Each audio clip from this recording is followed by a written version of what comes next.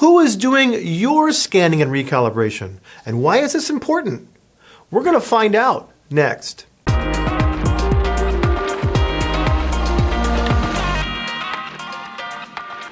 This video is sponsored by LaunchTech USA, solutions with the power to perform fast and accurate OEM-level diagnostics and repair.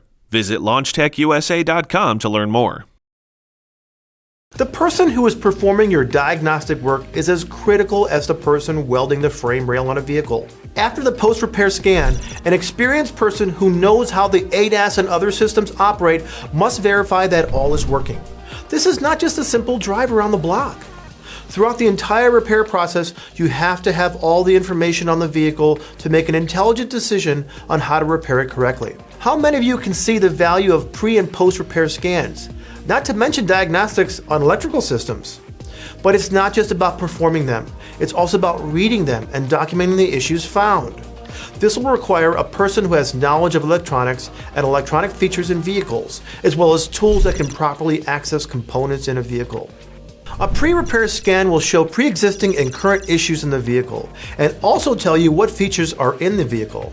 Depending on the tool used and if it's updated, merely scanning does not tell you what's there. For this information, you may have to access the modules. This takes training on the scan tool and knowledge of what to look for.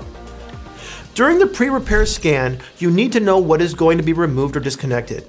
Electronic blueprinting is key to getting procedures on an estimate for approval before work begins. A person must be able to see what will be disassembled and replaced. Wire connectors and harnesses should be inspected and evaluated for damage prior to the vehicle moving into the repair stage. Position statements on parts and procedures will need to be looked up in order to do proper repairs. These will need to be passed on to the technician, so they will be followed according to OE requirements. All this is based on just a pre-repair scan. What happens if you need to recalibrate, program, or replace the MCM?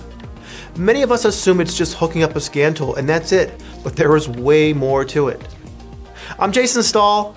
Thanks for watching.